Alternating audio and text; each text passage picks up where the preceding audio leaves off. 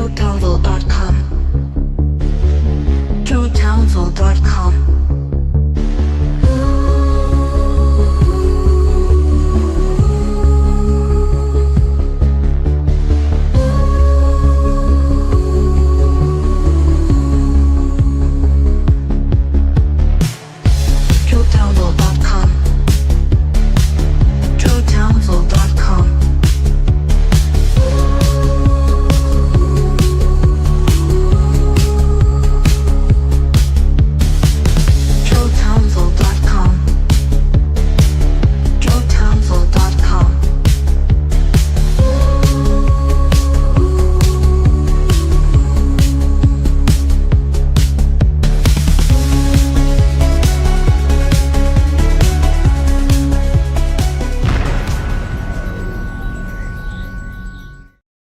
Hello, crew, and look at that. Ensign Rosario has already.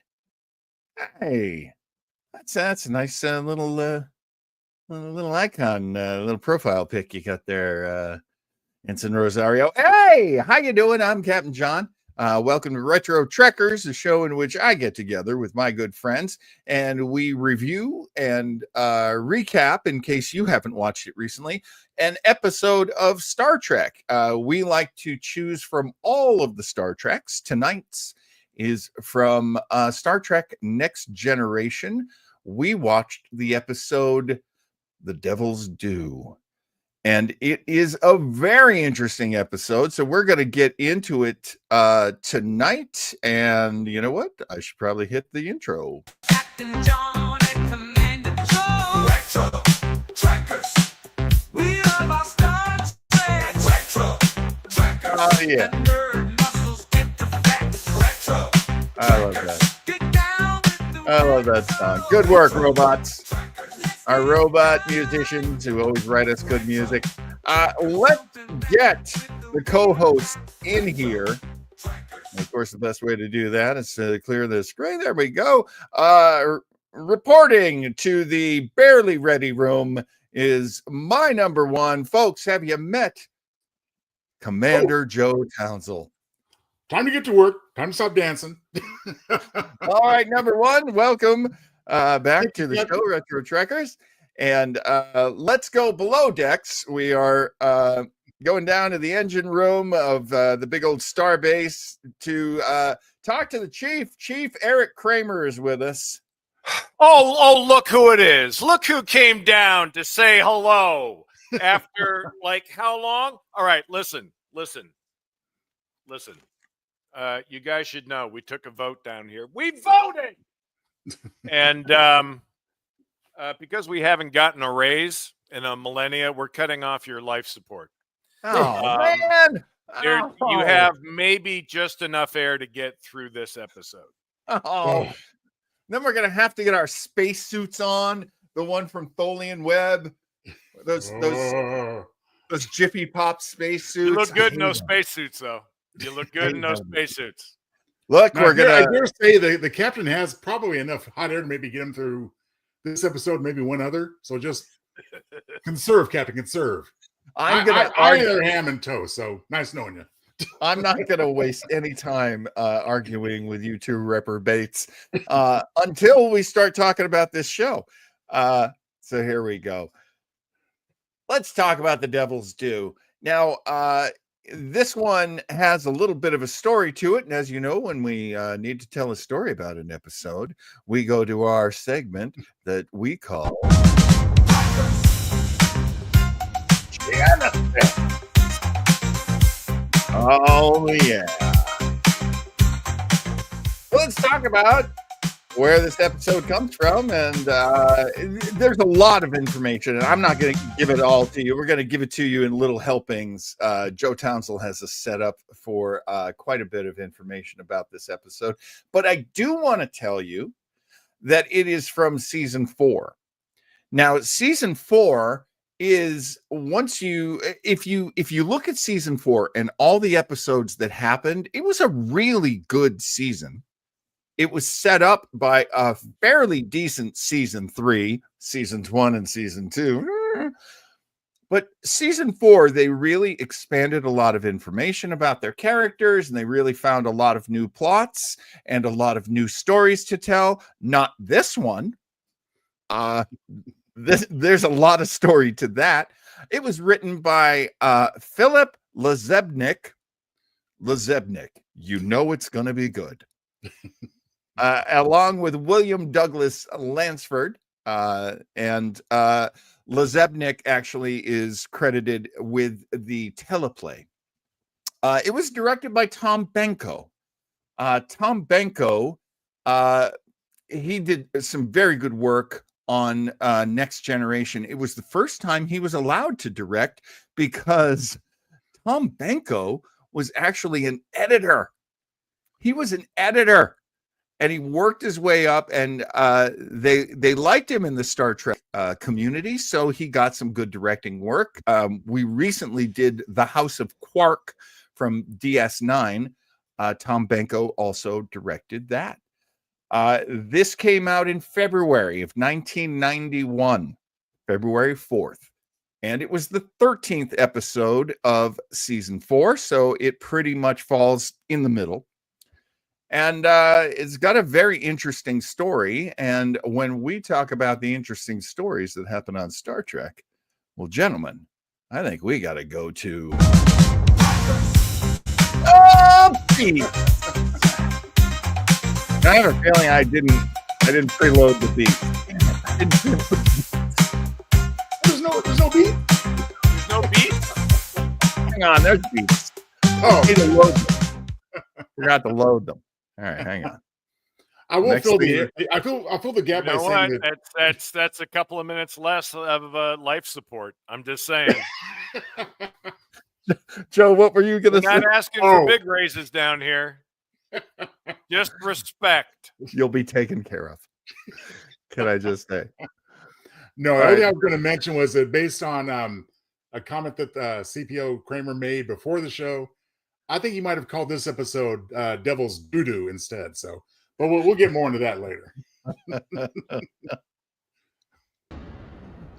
It's time to rummage through the slush pile of unused scripts from the unproduced Star Trek Phase 2 TV series, circa 1977. Hey, how about this one called The Child? Nope. Already recycled that one in Season 2. Okay, we'll repurpose this one instead. Retro Trekkers present Devil's Due from Star Trek Phase 2. Excuse me. I mean Star Trek The Next Generation. Patrick Stewart is a bit weary playing Ebenezer Scrooge from A Christmas Carol in his one-man play, so he gives Brent Spiner a shot at the role. Now, what this has to do with this episode of TNG is anyone's guess. Data fancies himself a method actor. Okay, that's cool. It is one way to create a totally irrelevant teaser, I suppose. But let's get on with this episode's story, shall we? Distress signal. It's from a Federation science station on Ventax 2. Its director, Dr. Clark, explains that they're under attack from the natives. Everyone's freaking out, convinced that the end of the world is nigh. The Enterprise arrives without a minute to lose. The panicked Ventaxians break into the station. Picard, save my ass! Dr. Clark is beamed out of there so fast the air crackles. Alas, the rest of the scientists are taken hostage by the mob. But no problem for now, though. They're just a bunch of unnamed extras with no dialogue, after all. Dr. Clark gives us a lesson in Ventaxian History 101. They once were a very technologically advanced civilization, enjoying their iPhones and electric vehicles. Then, 1,000 years ago, they dumped tech stuff and downshifted to an agrarian society. No phones, no lights, no motor cars, not a single luxury. Despite this, the Ventaxians are digging a millennium of living off the grid, as well as living off the land. Good for them. Well, until now. You see, it's almost time to give the devil her due. Episode title alert. And paying the provocative piper will be very expensive indeed. Namely, enslavement of the planet's population. Ardra is coming, and she is one greedy biatch. Time to throw the Prime Directive out the window once again. The crew beams on down to rescue the hostages and sticks their noses into the planet's unnatural development. The planet's wimpy, easily bamboozled leader, Arcos Jared, said that there's nothing he can do. Ardra is coming any minute now to collect the souls sold to her 1,000 years ago. All the parlor tricks are there. Earthquakes, visions, and panic in the streets. Oh my! And, as if on cue, the Devilwoman herself appears. Enter Ardra. Ardra starts throwing her weight around like she owns the place, which, if the contract is valid, she does. She demands a full census of the population and detailed reports on productivity and economic forecasts. Ardra senses a skeptic in Picard and wastes no time trying to seduce the stoic Capt'n.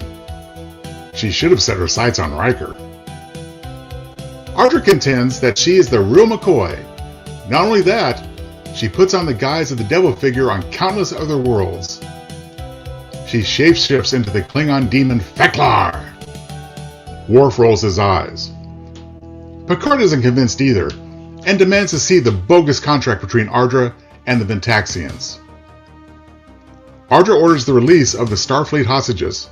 Okay, cool. The Enterprise can leave now. But Picard decides that he will not abandon the world to that woman. Data, examine this contract to see if it's worth the paper it's printed on. Time for a confab. Hey, is it possible that Ardra is our old friend Q? Nah. Picard points out that Q wouldn't care about such trivial pursuits as contracts. However, the Captain does label Ardra with the description he once gave Q. Ardra is merely a flim-flam artist. All of her illusions, while stylish, can be created using simple technology.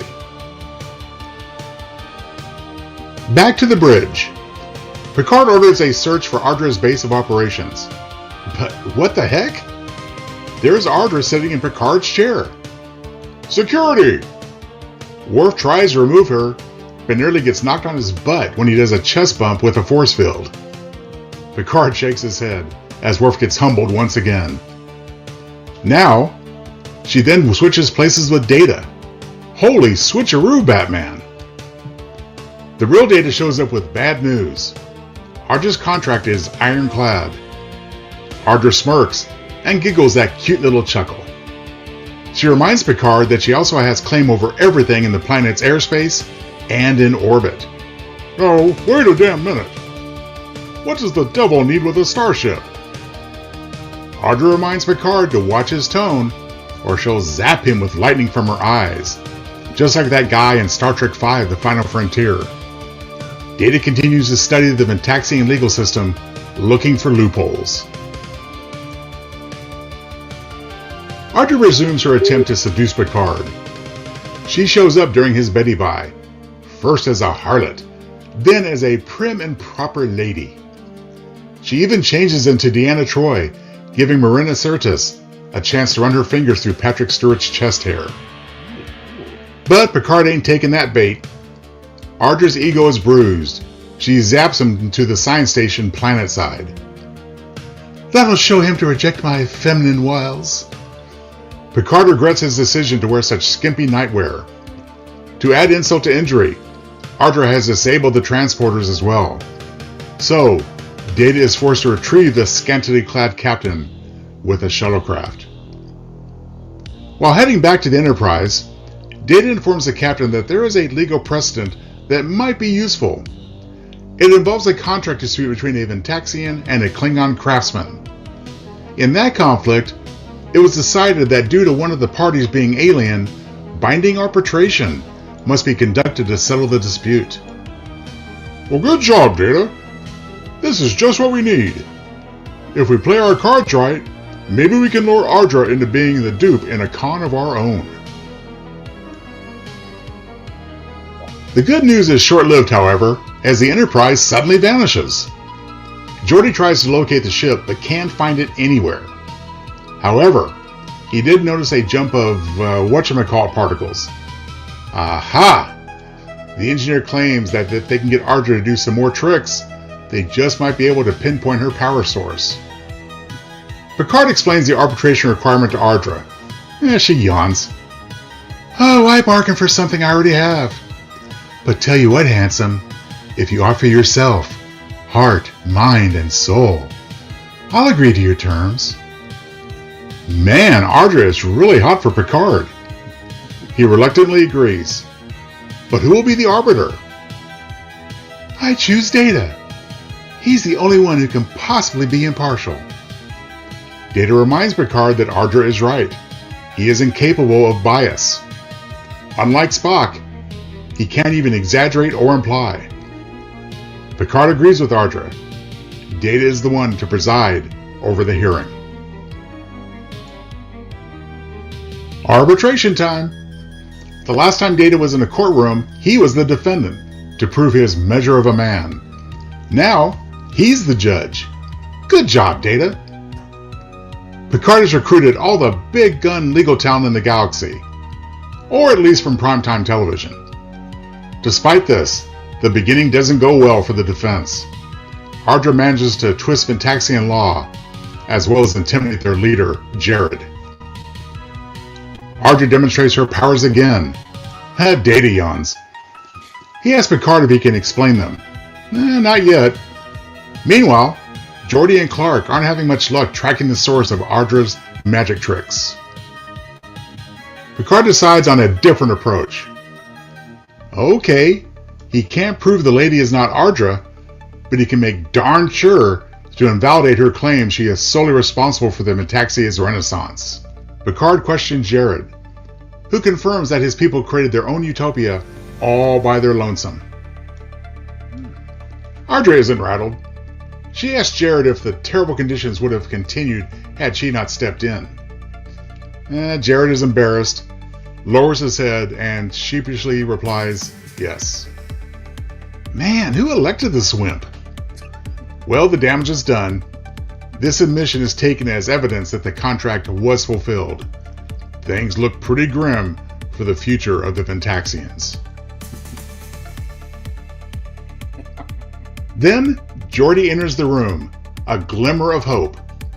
Picard asks for a recess, under the guise of Geordi bringing evidence for review. Recess granted. They have tracked the source of Ardra's magic. It is a ship equipped with a bad copy of a Romulan cloaking device. The Enterprise's disappearance was accomplished by simply extending the cloaking field over it. Ardra's magic has been debunked.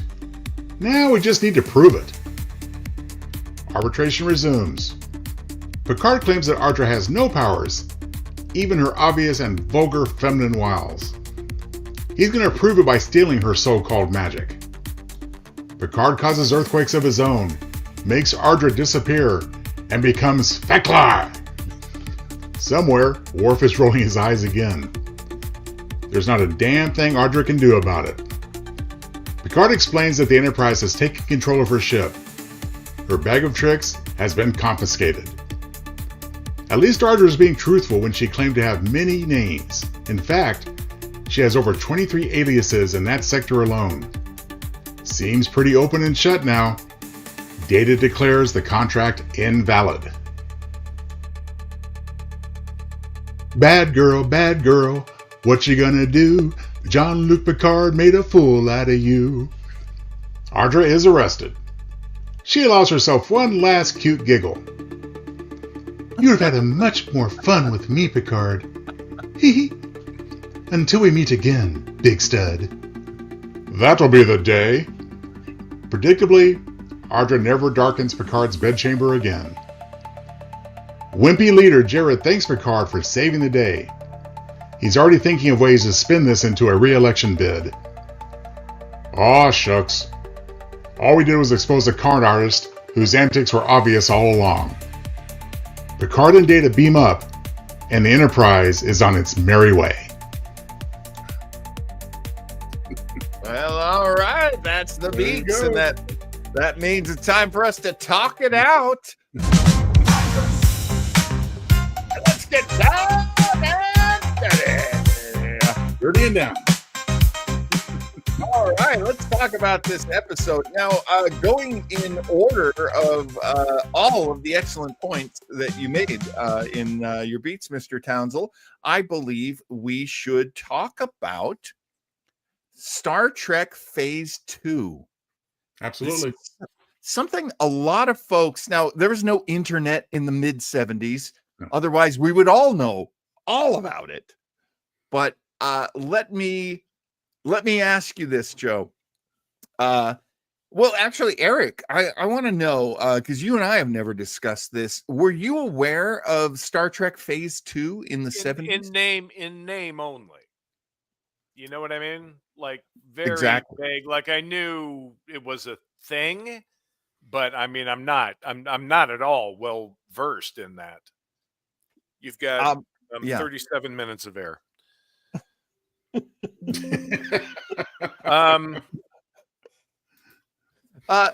well, no, I mean, I don't know. I mean, I knew it was a thing, but I don't really know that much about it. Yeah, I only know about it because of the book Star Trek Television Memories, written by William Shatner. And it's actually quite good, but he of course it's written from Shatner's point of view. So he is so dismissive of everything and everyone who isn't William Shatner. No. It's a little hang on. Okay. Two things. Fan series, I never mean the fan series. Never, ever. I'm happy there are Star Trek fans. They make Star Trek stories. Good for them. They're not Star Trek. Respect some of the gatekeepers here. I am okay, I'm sorry. What I'm referring to is the other thing you said, Raphael, which is the never completed Star Trek project. John, it would surprise you to learn. I never edit myself when making the beats. I figure either a joke, lands or it doesn't. But I did edit myself on this one. Originally, the last slide was going to be John pulling his hair out over the fact that all the unused Star Trek Phase 2 scripts were made as fan productions. Oh, they were. They wow. were. Raphael knows what he speaks. I mean, yes, they were eventually filmed as fan productions. Most of the episodes from that series. Wow. Okay. On one hand, very impressive. On the other hand, not canon. So not canon, and they suck. And they were badly made, in my opinion. I've said it once, I've said it again. If I draw on a napkin a picture of me and Mr. Spock kissing, according to fans, that's now canon. So no, fan-made stuff is not canon. I do not discuss it. Yes, but you did feel bad about it. Besides, why would we need something to be drawn? We have so much photographic evidence of it anyways.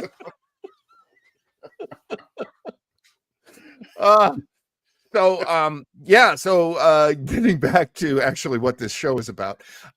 So Phase 2 was after they realized that the syndicated show was really popular. They did the animated show in the early 70s. Right. And then the next thing coming after that, Joe, correct me if I'm wrong on any of these things, because again, there's not a lot of information about this stuff. They were going to launch a series. They were getting ready to launch it, and Nimoy said no. So they found someone else to play a Vulcan who was going to be on the Enterprise, I believe. Well, I mean, we could have a whole episode on Phase 2 because there's a lot of really cool history there. As briefly as I can, hopefully be brief enough. No, I mean, yes, they were looking to launch the PTS, the Paramount Television Service. Oh, right. Yeah. It was the forebearer to UPN and, of course, to Paramount Plus. And they were going to anchor their whole network around a new Star Trek series. And as fate would have it, Star Wars came out blew everybody away. He said, no, we need a movie.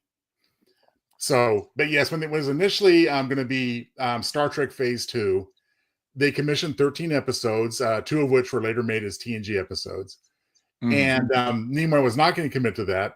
As a matter of fact, it wasn't certain that Shatner himself would continue after the first 13.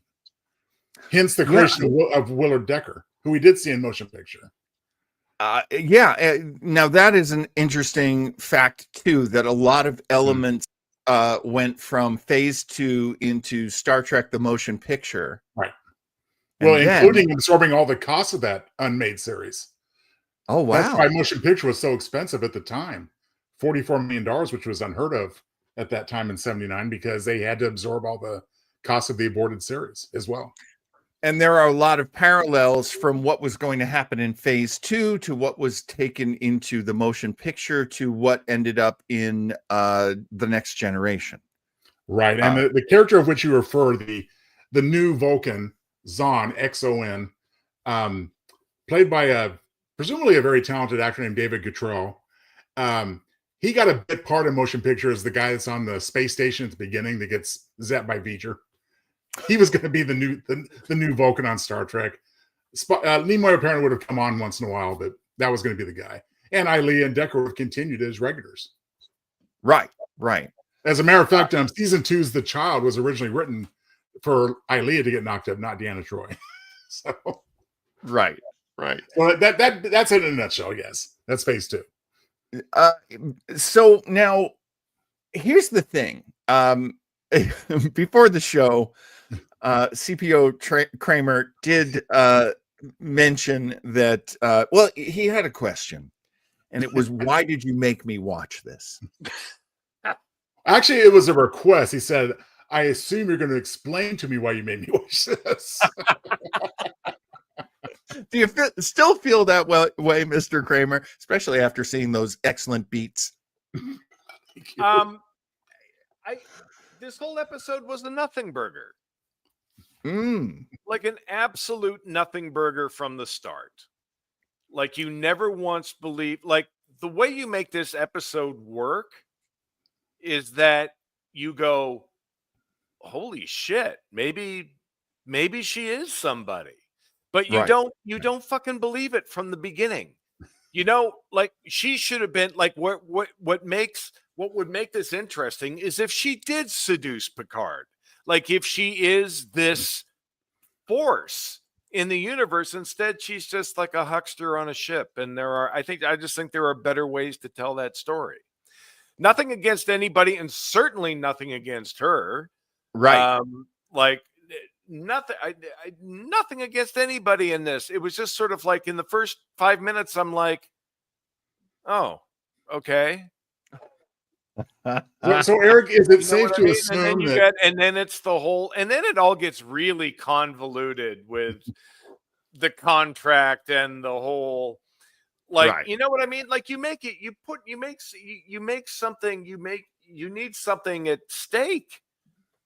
Like maybe Data really is going to fuck over the Captain. Do you know what I mean? Like it's just sort of like the minute you hear Picard go huckster, you're like, yeah, like that's exactly what it's. And it's what she has a ship with a cheap Romulan cloaking device, not even a good Romulan cloaking device. She got like what? And this 1,000 years shit, and like. What? Right. So Joe, what was the point you wanted to make? Oh, just a silly joke, obviously, from me. So Eric, is it safe to assume that the Devil's Do Nothing Burger will just never appear on the KGB menu? Is that a safe assumption? No, Devil's Do would be an interesting dish name, far more interesting than this story was. But that's an interesting again, point. It's like okay, it was like a whatever episode of Next Generation, but an absolute nothing burger. And you see Patrick Stewart like acting his ass off. Yeah, like you know what I mean. Like what I love. I mean, I love Patrick Stewart because he just gives 100% to everything that he does. Agreed. But like there isn't even the least little bit of, ooh, maybe I could when she shows up. You know what? He's so defiant. Like there's no, like, if you're running scams across the galaxy, you know why hucksters do as well as they do? Because they're fucking charming and people fucking believe them. Yeah, I wanted to ask about that. I'm going to jump to that, but I do want to talk about some of these other things that you're bringing up. But I complain about this now and again, the casting on The Next Generation. See, I went to college for communications, but we were in the same building as the theater program. And to me, it's like every 7th or 8th episode of Star Trek, there's just someone who is just so overly theatrical. And Marta DuBois is the actress who plays Ardra. But it's always like, I remember being a freshman and being in, because I would take theater courses too, because that's what I liked. But my dad was not going to pay for a theater degree. So I took communications and minored in a lot of stuff in the theater school. But I remember being a freshman and this girl who was a senior who was like, hey, there's a party coming up on Friday. And I'm like, oh, cool. You're going to be there? And she's like, yeah. And I'm going to bang you. So be there. I found something else to do that Friday night. There you go, going all Picard. and it comes back around. So I kind of get it. I kind of get like, I don't know if I want to bang the crazy theater chick. Okay, obvious and vulgar. The crazy theater chick. Do you know what I mean? Like if she fooled a whole fucking planet, like, don't you think? Like, come on, man. Like if she shows up, if she gets a fucking planet to sign a contract. Well, but she didn't. I mean, clearly she is a flim-flam artist who heard about this and showed up and said, yep, that's me. Yep, totally me. Oh, okay. Well, you see, this, I didn't even get that. I thought it was like generations of hucksters that just kept that, you know what I mean? That they just kept passing this shit down. Nah, she's exploited the legend from way back when. It would be as if some space hippie showed up on this planet and was like, hey guys, it's the end times. It's me, Jesus. Let's go. See, that makes it even less interesting. Do you know what I mean? Like, do you know what I mean, though? Like, that makes it even more of a nothing burger. That's a nothing burger without any buns. Nothing burger with a nothing bun. Yeah. With a nothing bun. I think like, another thing might be there's no set. There's no fucking threat. Joe, what'd you have? No, I was just going to expand on what Eric was saying in that I think one of the things that bothers all three of us, frankly, is that this is one of those stories in its execution that requires our normally brilliant crew members to be stupid for the better part of 45 minutes because they couldn't detect a cloaking device. Come on, man. Like, you know. And then maybe the best part, taking over the other ship, isn't even fucking shown. Yeah, that's true too. And this was a low budget episode. Like there was not a lot, a little bit of special effects, but not a lot. I mean, you know, a lot of the, what if I changed into this? Bing. Oh, come on. That's an easy special effect. They did that on I Dream of Jeannie 7 times every week. And we didn't get the cute little flash when he snapped his fingers. It was just boom. Change the frame. You know, the ship is mine. Really? Well, what if we warped out of orbit? Like, prove it. You know, like, well, they couldn't communicate. I mean, there's a lot of tiny details about why this was still on the fucking ship when she told them that. I'm amazed yeah, I'm amazed that she could just use a regular transporter, go on and off their ship, and they're not detecting that. That's bizarre. Right. But here's the thing, and I hate to be the devil's advocate for devil's due. Oh, clever. Holy fuck, 25 minutes of air. But is this not a classic Gene Roddenberry setup? I'm going to show a thing, and it's an intellectual exercise. How can I prove this is not a thing? How can I prove that, because it's more of a brain teaser than anything else. That's a good thing, right? Well, it stands to reasons, considering when it was conceptualized back in 1976. Now, correct me if I'm wrong, Mr. Townsend. I don't want to spoil any of your tidbits, which we love so much at the end of the show. But this was originally supposed to be a plot in which Captain Kirk is Kirk would have had her. Kirk would have been all over that. Are you He would have kidding? found a way to do both. Oh my God. He would have had his cake and eaten it too. Kirk would have been. okay. I do not argue with either of you. I think you're absolutely right. Kirk would have woke up the next morning and gone, no, I'm still going to expose you, but thanks for last night. Putting the shirt on and like you're going to jail. The thing that I love about this as a Captain Kirk episode was he was going to be the lawyer. He was going to be the one arguing, and the judge was originally supposed to be the Enterprise's computer. Oh, interesting. Okay.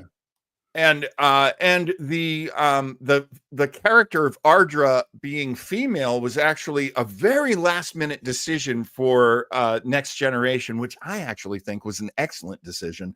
I like her a lot more than if she would have been one of the devil characters that, the male characters they would come up with. Yeah. No, that's all accurate as far as I know, as far as the original concepts. Zahn may have been in there somewhere, but it was going to be the classic Kirk argues with the computer type of thing, Yeah. But here's the thing that makes me laugh. Now, I don't know off the top of my head. If someone else knows this, jump in with it. When did the aforementioned, thank you, Mr. Townsend, the aforementioned Star Trek V, The Final Frontier, when did that come out again? I know that 89. Was in the 90s. 89, you said. Yeah. 89. Isn't it interesting, though, that Kirk still found a way to have his argument with a deity. And he did it in his movie, Star Trek V, which, and I will go to my grave saying this, is not as bad as people say it is. It's actually a very enjoyable movie for me. We've talked at length about revisiting that, and challenging those conclusions, so we still can do it. we got to do it one of these days. We got to recap and review Star Trek V because that movie is something. But in this doing of it, in this practice of it on the 13th episode of season 4, I think it's pretty good. I mean, this is a season in which we expand what we know about our favorite characters. So, for example, we get brothers with Data. We find out more about his creation and the fact that he has a brother named Lore, one of my favorite characters in all of Star Trek. So there are those episodes that have the mental exercises. And another thing, I do think there's a reason why they bring up acting in the very beginning. So let's talk about that, because this whole discussion, walking down the hallway of the Enterprise, mentioning the method. Which Patrick Stewart clearly is not a method actor. Right. There's no one on that whole series who's a method actor. I don't think there was anyone who was ever in Star Trek who was an effing method actor. So, Kramer, what do you think that was where they're talking about, they're dropping the names of like all these people? Well, look, I mean, we all know at that point, like Patrick Stewart had a Shakespeare company on Paramount, right? Right. So he studied. So it makes complete sense that that kind of dialogue would seep into the show, and I will say, for me, it was actually one of the more interesting parts of the show, with Data's explanation. Oh, I'm gonna destroy this when I paraphrase it. But him saying he can't feel, but an exploration of those emotions helps him to understand what emotion is. Yeah. And I thought, and part of me went, holy shit, they should teach that in acting class. Like, part of me was like, that's really kind of cool. And Yeah. I thought for Data's character, I was like, okay, that's pretty fucking great. Yeah. Although, I think for all his technology, he could have been a better Scrooge. But anyway, other than that, I also found that very interesting, how he could describe approximating emotion while not feeling emotion. right. Like, that was, for me, that was the most interesting part of the whole show, was that whole opening. Yeah. And I thought it was kind of cool. I thought it was really fucking clever, actually, because it showed there was more going on in Data's synapses than just, you know what I mean? Like, it shows that there's a spark of, humanity is the wrong word, but there's a spark of what's the I word think it's the right word, honestly. awareness. Yeah. You know what I mean? What we get in this scene, and I'm sure there are many other scenes that happen. Joe, you could tell me if there are any that come to the front of your brain, but this is part of the ongoing quest of the series, which is Data's trying to find his humanity. And that's a big part of TNG. And a reason why a lot of us love him is because, unlike Spock, who we all loved, because of, how deep his character was and how amazing Nimoy is. But what I always loved about Data was it's an ongoing practice for him to observe and to interact and to ask questions and to be this very innocent soul who cannot lie, but still is very individual, as we find out in Measure of a Man. Like, he's it. Like, he's the only one. Just like all of us. We're the only one of us. Right. And so he really is like the sort of draw you in character for TNG, especially at this point, especially in the middle of the series. Well, yeah, I mean, and Data, as you say, John, there's numerous examples of him wanting to, attain humanity or some semblance of it. His acting, his painting, his musical ownership ability. of Spot. Exactly. Well, and Spot, of course, and trying to find love at one point, finding love at another point with ER. That was good. But, So no, I cute. mean, I agree with you both. I think the opening of this one was very good, in a collection of great examples of him seeking humanity. Out of place in this episode, I believe. Chris does bring up that Data had an emotion chip at one point. Yeah, that made me sad, actually. I thought, what a cop-out. Well, not until the first movie. No, in the series he had the emotion. Soon wanted to give it to him, but Lore stole it. Oh, okay. Yeah, he recovered it in Generations. Oh, he recovers it from Lore, because I remembered he gets it from Lore. I'm sorry, he recovered it in Descent, which was just prior to the series. That was such a cop out. I'm like, come on. Well, especially when you can do this. Be more clever than that. Honestly, and you're gonna it kind of defeated the whole fucking purpose. That's what made me sad about that. Do you know what I mean? Well, Like the discovery of emotion. Oh, really? You can fucking program it? Oh, well, what the fuck then? You know? right. Altovich says he gets it back, but he doesn't use it until the movie. Yeah. Here's the thing. People are going to hate this, but Joe and I went through this together. If you watch the final season, the third and final season of Picard, you will actually see the real end of that journey. Oh, yeah. For Data. Yeah.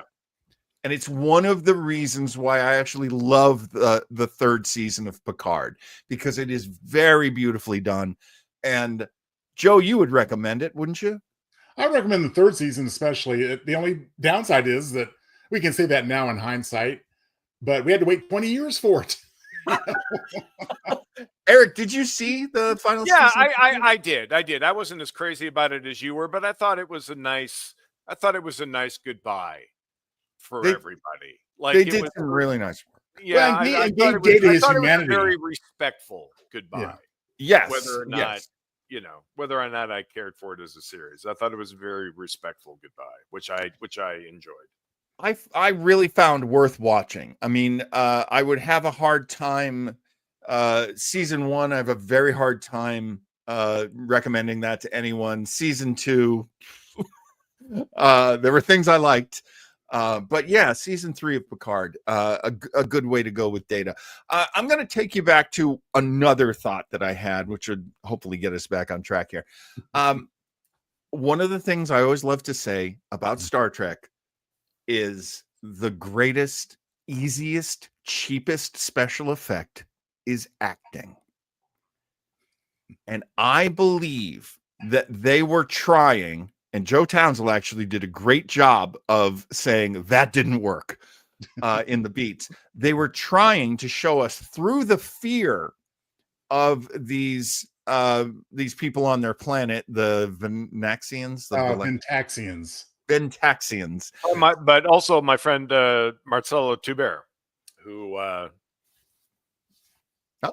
nice to see his fresh young face pop up as leader of the planet. Oh, I didn't know you were buddies with him. Yeah, I had to call him back Wimpy to my twice. NTS days. Truly one of the nicest, greatest, warmest people I've ever met in my life. Fantastic. Well, I'm really glad to know about that, because I did feel like he was a good actor. And let's just say, we understand this. We have talked about this on this show. When you're shooting an hour long, you don't get a lot of rehearsal time. Nope. You don't get director time. Like if the director comes over to you and talks to you, that's usually a bad thing. Yeah. Yeah, it is. Usually means you're not doing what they want to see. You're like that far from getting fired when the director actually leaves the chair and has to come onto the set and go, so how you doing?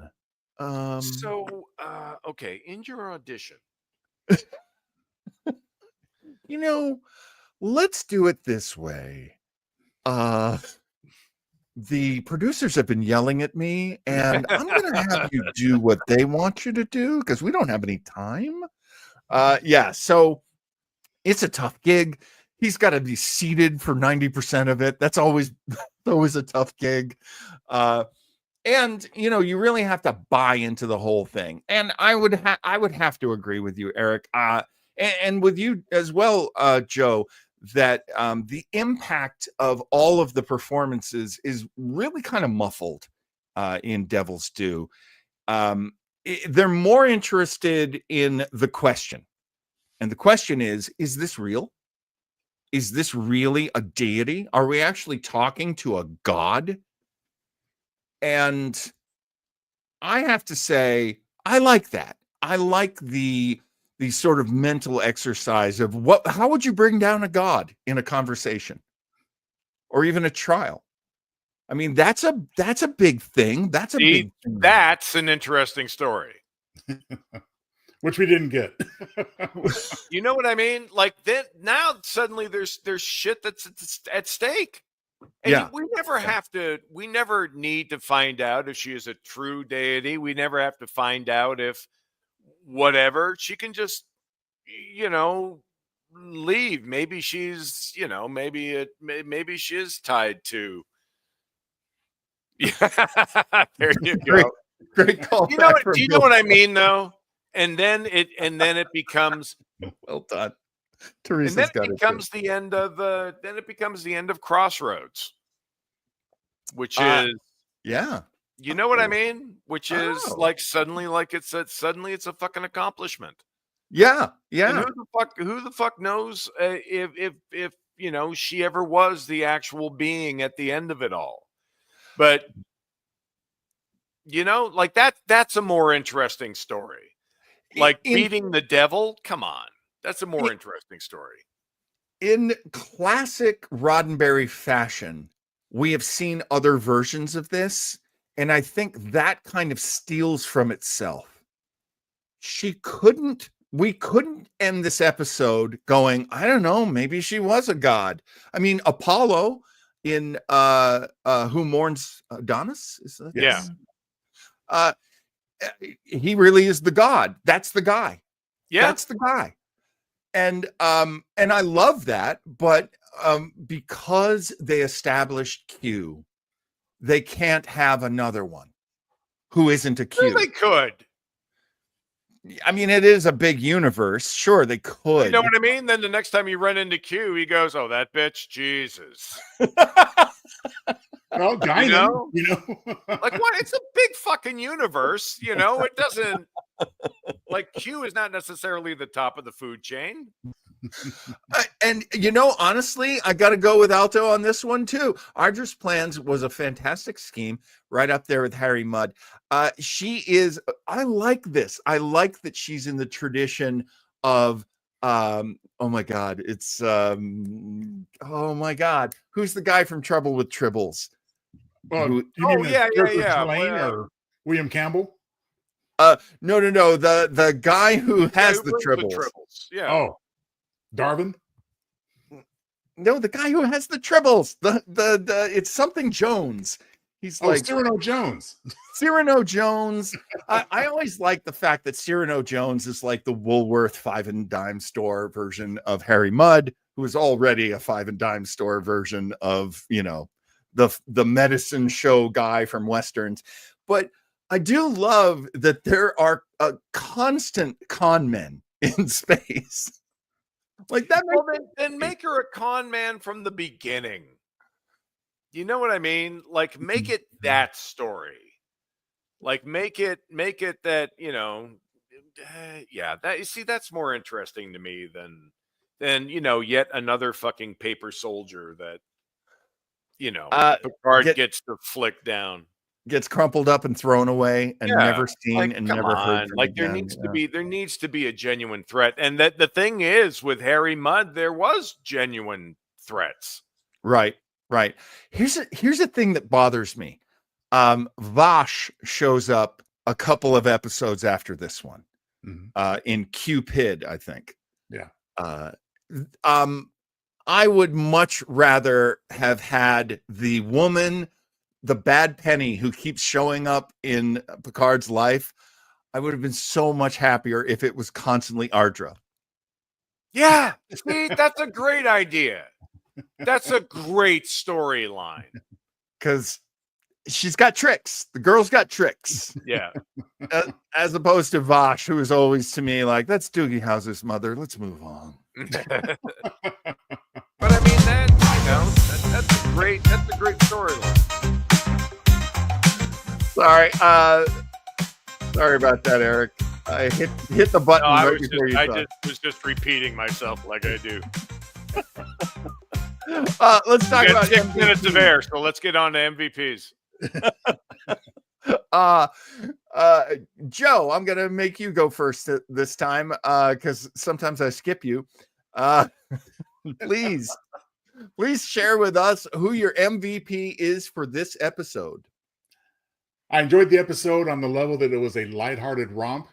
There was nothing earth-shattering or surprising about it in that sense, pretty predictable. But what I did enjoy most of all was the performance of Marta DuBois as Ardra. So I have to give it to Ardra. I just love the character's portrayal.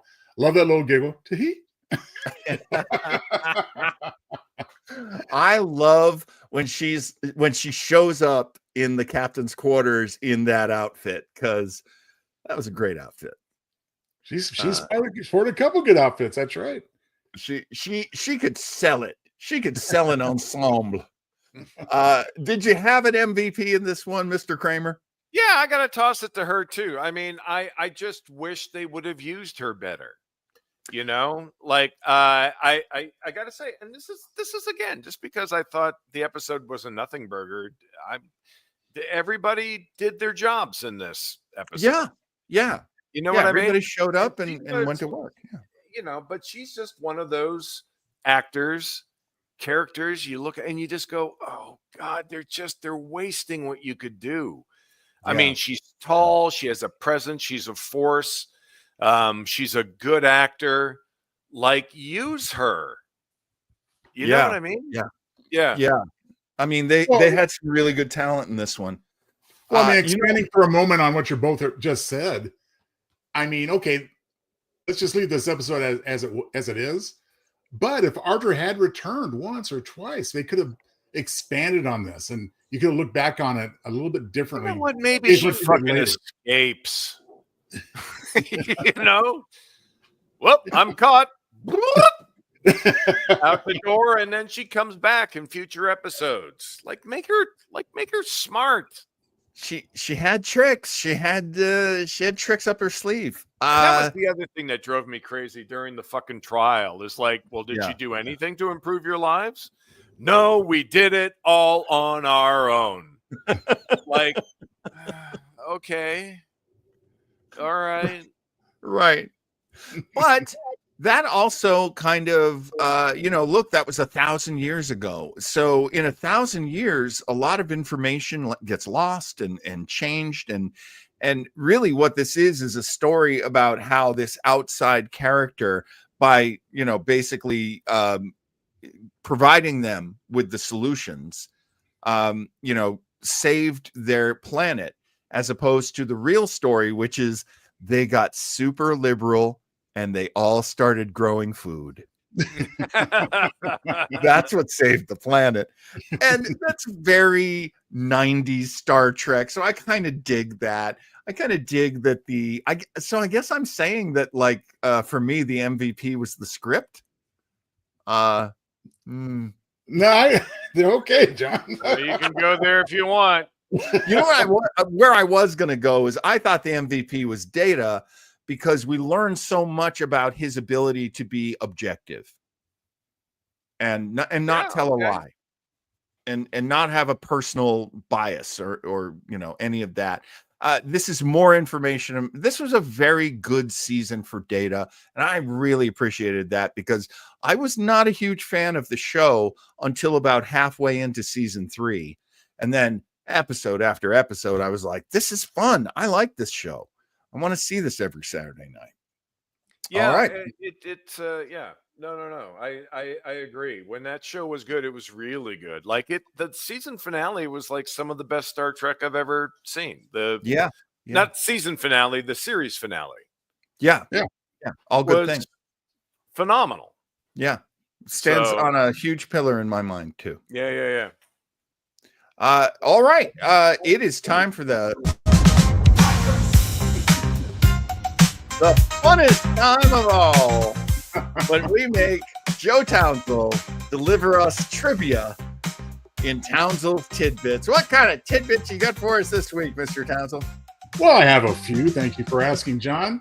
Listen, this is the first appearance we've ever had of Feklar. I think the only one to date. And I'm so glad, because I just so much love saying Feklar. Which is interesting because, Commander Kang told us in Day of the Dub, TOS Season 3, Klingons have no devil. Right. Maybe this is a lesser demon that, receives all the dishonored souls, but it could work. But a little bit of a continuity error there, I think. Thank you, Chris. Well, I have seen it explained as he didn't know. She misinterpreted who Feklar is. Well, yeah, but Worf recognized the existence of Feklar, just not her. Yes, but Feklar is Feklar's not the devil, though. Isn't Feklar just I think, like you said, like a minor sort of a demon who taunts the dead? Well, I mean, it all works if you want to explain it away in a couple lines. I mean, basically, she was trying to present herself as the devil of given worlds, and Right. Feklar ain't it, as Worf attested. You Right. are not Feklar. Like, oh, I showed up as the Messiah of your planet. I showed up as Howdy Doody. There like, you go. Howdy Doody's not the savior. You're so dumb.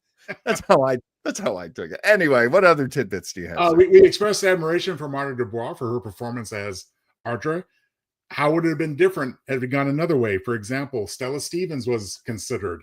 And more impressively, I think this would have been awesome. Adrienne Barbeau was also considered for the role. Oh, wow. Oh, Yeah. wow. There you go. That would have been great. I mean, Barbeau ended up in DS9 later, which is great, but she was covered in makeup. It wasn't, she would have really excelled in this. It's what it could have been type of deal, you know? Very high-handed character, very powerful character. I would have loved to have seen Adrienne Barbeau play that. Oh, but even absolutely. Stella Stevens is pretty hot too. Well, I mean, it would have been a different take because probably given the demands of the script and possibly direction, what have you. I mean, Marta DuBois was playing the character a certain way. Maybe it was her choice to go that way. Maybe not so much her choice, but at any rate, I liked it. She was cute, but the others, yes, what might have been. Now, Marta DuBois, I don't know if you have this, but she actually was mostly a guest star on shows, and she did LA Law like everyone did back in the day. She did the A-Team. She had a recurring role on Magnum PI. Yes. However, she had a solid role on a series called Tales of the Gold Monkey. Oh, yeah, Stephen Collins. Starred Stephen Collins, and she played Princess Koji of Matuka. So she was pretty much the dragon lady. She was pretty much the villain woman on Tales of the Gold Monkey. That's excellent tidbits as well, sir. Well, thank you, sir. I hope I didn't steal one of yours. No. I have a short list, actually.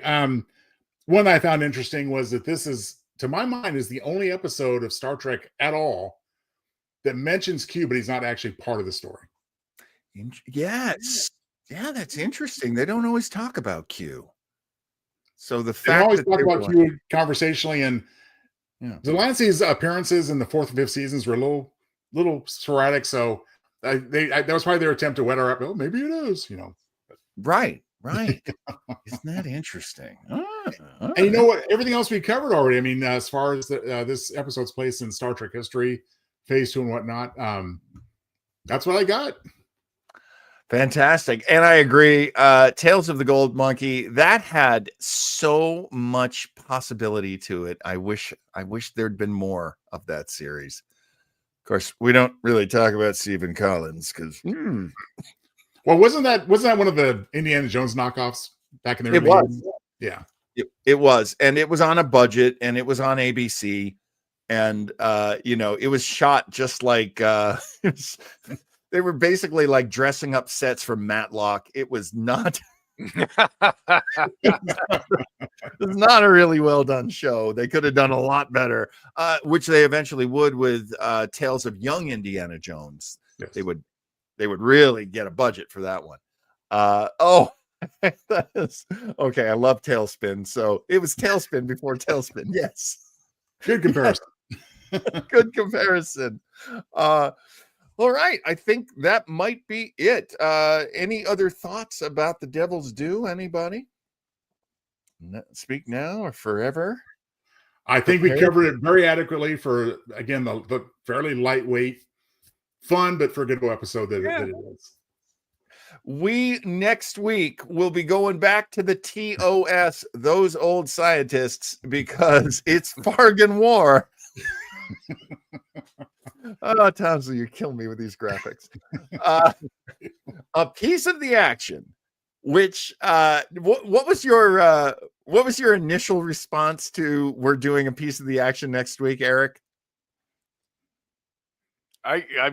That's a long time ago. You're asking me to go back almost an hour, John. And see, the irony is that Eric is actually getting it's getting a little thin down there for Eric because he actually switched the buttons. He's depriving himself of life support. You and I are just fine up here. Fuck, Steve just fell down. He's unconscious. All right, I think I fucked this up. We don't want any raises. We're good. We're good down here. This is an episode that is equally respected as well as reviled. I wouldn't say reviled, but there's pluses and minuses for this one, and that makes for a good conversation. So next Tuesday we'll be taking on Boss Oxmix, and we will be watching a piece of the action. So you want to join us next week, please do. Of course, 7 p.m. on Tuesday night if you're on the Pacific Coast, 10 p.m. if you're on the East Coast, and a piece of the action from the regular series. That's going to be a lot of fun. Hey, in 2 nights, I'm going to do my show, Mr. Weber's Webo Mystery. Oh, wow. Did you know that Orson Welles played Sherlock Holmes on radio as a young man? He did, and he is using the most famous Sherlock Holmes play script at the time. This was done in 1938, if I remember correctly. And it is his treatment of this incredibly popular Sherlock Holmes play that came out in the beginning of the 20th century. Wow. Geniuses on geniuses on geniuses. This is going to be a lot of fun. I hope you'll join me in 2 nights, 7 p.m. Pacific and 10 p.m. Eastern. And we'll have a lot of fun listening to that. Let's see. There is another one. Oh, on Sunday, Joe and I, Joe hosts it, and he is going to host. This was a lost episode of my old show that I used to do with Flobo Boyce, and Eric was on that show. It was called Starbase 80. This is back before I was worried about us getting sued. So we don't say Starbase 80 anymore. But this is a lot of fun. One of my favorite episodes of DS9.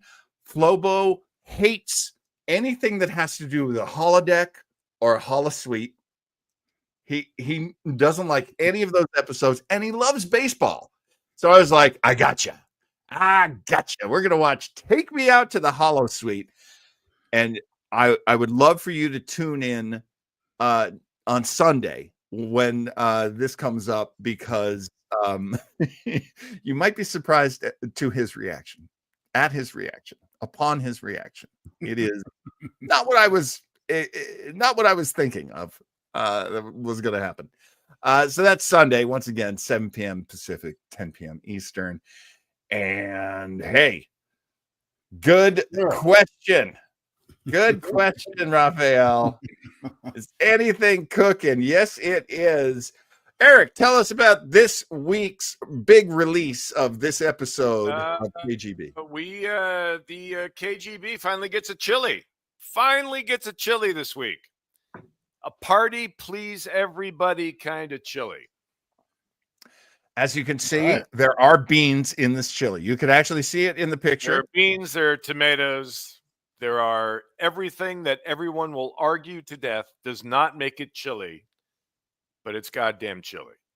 And it's a chili everyone can enjoy who enjoys, having a big beefy bowl of chili. And I can tell you from having done the show with Eric, it is delicious. Oh, it looks great. Yeah, it really came out. It really came out well. Oh, it is so hearty, and it's a meal in a bowl, and I just absolutely love Smoked this chili. Brisket, So sausage, chorizo, like beans, tomatoes. Like, come on! It really does not get much better than that. Chris says my secret chili ingredient is Italian sausage. We have 2 different kinds of sausage in this chili. All right. But Italian sausage is a good way to go. You get oregano, you get some good basil in there. And yum. Absolutely. Sounds very good. Look at Raphael. Raphael is the voice in my earpiece that doesn't exist. Now talk about a book, John. Absolutely. Our good friend Chris Rohlbach writes under the name Christopher Bach. And this week we're featuring his I got a banner for this one too. Where is it? Oh, darn it. I put it under another where did I put it? I'm sorry. I lost the thing I put up on on the screen. Chris, let me sell this book, okay? I mean, yes, that's another one of your books. Okay. You can get Chris's books by going to lulu.com or look on Shopify, search under the name Christopher Bach. The book Killer Weed will be there. Also, Opportunity Knocks. And I can't remember. I know there's some other. You've told me some of the other titles of your books. We've got 4, I believe. Yeah, he's got like 4 up there. Yeah. I mean, he's almost a Joe Townsend. That's what I love. What an aspiration. Absolutely. Oh, gentlemen, thank you for another amazing episode. We're gonna get things. Look, I know you guys aren't getting paid, but we are really good friends with the aliens down on the planet that we're orbiting, Eric, and they actually do produce amazing weed, so we can get you that. All right, that starts negotiations. That's not a bad offer considering the fact that CPO tried to kill us this week. Oh, look, if he wasn't trying to kill us, I would feel very bad that he was unmotivated. I think we did seriously, Steve. Though we may need. We may need to put out we're hiring sign. Shove him in a hollowed out a torpedo and we'll shoot it at the Genesis planet. See what happens. That'll bring it, my friend. That's it for another week. Thanks for joining us. Hope you come back. It is a silly show. And we wouldn't do it any other way. So hopefully you'll join us next week. I think we should get you to grill cream your hair up like Shatner next week. Or hey, Christopher Pike. How much work? I mean, seriously, I could try to do a Christopher Pike. That might work, but you need Pike's Pike there, John. Thanks, everybody. Thank you, Joe. Thank you, Eric. And that'll do it.